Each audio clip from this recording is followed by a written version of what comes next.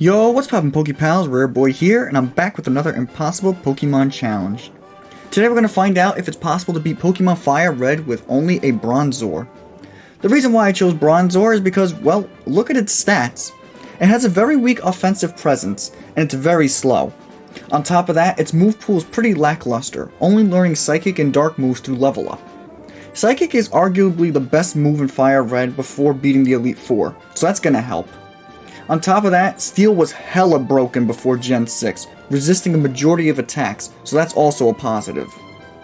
Before we can even begin our challenge though, we first need to import Bronzor Sprite into our ROM of Fire Red.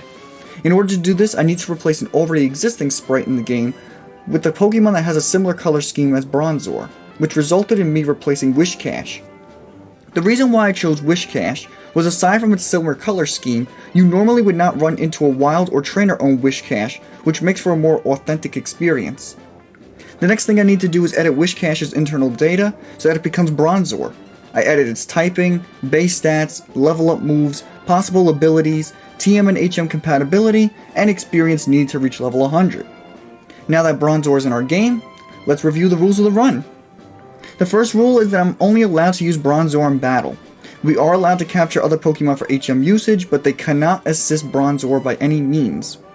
The second rule is that I'm not allowed to use items in battle.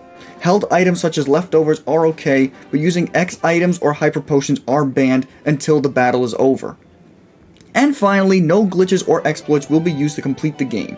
It's just a normal playthrough of Pokemon Fire Red, but with the Bronzor. With the rules explained in our Bronzoran game, let's jump into some gameplay. The first thing I do is pick up Bronzor from Professor Oak's lab. For this run, I replace Bulbasaur so that our rival takes Charmander for even more of a challenge. I name our Metal Frisbee Discus because that's what he looks like to me. I take a look at its stats and it has a hardy nature, so neutral stats all around, which I guess is okay. With Discus on the team, it's time to conquer the Kanto region. I headed straight for Brock at level 9 thanks to us having access to Confusion from the start. Right away though, our terrible offenses are showing, as Geodude takes several hits before going down. We were able to whittle him down thanks to the Confusion effect activating, and the Confusion status was overpowered back in Generation 3. Next out is Onix, and he put up more of a fight than Geodude, but in the end he succumbed to his own confusion as well, and we beat Brock at the lowest level yet on this channel. We also gained access to the Rock Tomb TM, which will certainly come in handy later on in the run. Outside of Mount Moon we have a rival fight, and I decided to do this one first because Misty Starmie is a complete wall. Unfortunately for us though, Discus just isn't dealing enough damage at this level, and special attack EVs are impossible to get this early on in the run. I have to grind to a high level. I tried this battle again at level 24 now that we have the move Extra Sensory, one of the strongest psychic type attacks in the game, but because of our low offense, it doesn't really show or give the move justice. We thankfully made it through this fight thanks to our decent defenses, which helped us eat up attacks from our rival and muscle our way through. I decided to do things a little unorthodox this run and do the SS and before Misty so I can get a few more levels in before I had to combat Starmie. Anyways, this fight actually went pretty solid thanks to our rival making some pretty poor move choices. Charmeleon never even attacked us, instead he just kept opting to drop our status. Finally, it's Misty time, and Staryu gets one shot by an Extra Sensory. Out next to Starmie, and I go for Rock Tomb to try and get the speed advantage on her. Unfortunately for us though, we get confused turn 1 by Water Pulse. We eventually land the 2 Rock Tombs on Starmie, while only at 18 HP left, and then get the jump on her with Hypnosis. Once Starmie was asleep, I confused him with Confuse Ray. Then I went for Extra Sensory to try and flinch him in case he woke up. Our last Extra Sensory was just shy of a KO, as Starmie wakes up and hits itself in confusion, winning us the fight. I'm glad I got all those levels in before this fight because we certainly needed them. Lieutenant Surge wasn't much of a challenge. Once I got a run where he didn't spam double team, I just used Extra Sensory until all 3 of his Pokemon dropped. I went for Hypnosis on Raichu, but then I remembered he packs a full heal, so it was kinda useless. Either way, we finally won and we could progress. Next up was Giovanni, and this match was just a repeat of Surge, spamming Extra Sensory until his 3 Pokemon dropped. Kanga needed a little nap before she made her eternal slumber, but other than that, there wasn't much of a threat here. I decided to do the rival battle next for the hell of it. and we got ever so close to winning, but the problem is we don't have anything to combat fellow psychic types, so we got walled hard by Execute and Kadabra. I'll learn Feint Attack next level, so I'll try again after I level up. I came back to this fight with Feint Attack, and I spent all of my money on Calciums, so I maxed out Discus' special attack, and that was enough to get us through this match. On to Erica. Erica, as you would expect, was the easiest gym leader yet. Aside from her Vileplume surviving on what looks like 1 HP, this match was a complete breeze. Our next opponent is Koga, and as you would expect, he was a complete sweep. Steel types are the ultimate counter to Koga, and having a psychic move on top of that is just icing on the cake. Next up is a rival fight in Sylph Tower, and I'm not going to sugarcoat this. This took me forever. I'll let the footage run, but as you can see, Charizard and Gyarados were a powerful threat that shut us down quickly every time. It wasn't until level 70 I was able to successfully get past both Charizard and Gyarados, and once I did, the rest of his team crumbled before us. Giovanni thankfully was an easy match. Aside from being paralyzed by Body Slam, there was no real threat in this battle.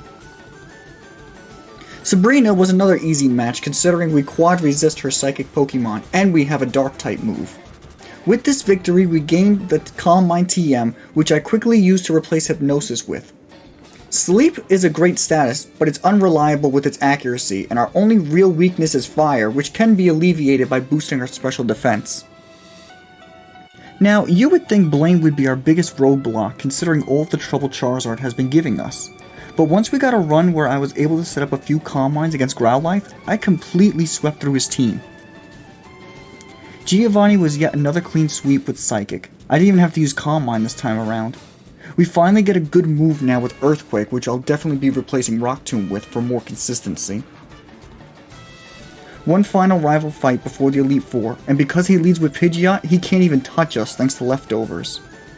I use this time to max out my special stats, and then we wreck shop on his team. I hope the Elite Four goes this well. Speaking of which, here are our stats outside the Elite Four. The only stats worth mentioning are our insane defenses. Our special attack is helped by Calm Mind, of course, so that should hopefully be enough to help sweep through the Elite Four. Let's find out if it's truly possible to beat Pokemon Fire Red with only a Bronzor. First up in the Elite Four is Lorelei, and we actually had to max out our special attack in order to sweep through her team. Thanks to our Steel typing and leftovers item, we were able to easily set up against Dugong. Next up is Bruno, and just to ensure a sweep, I set up one Calm Mind.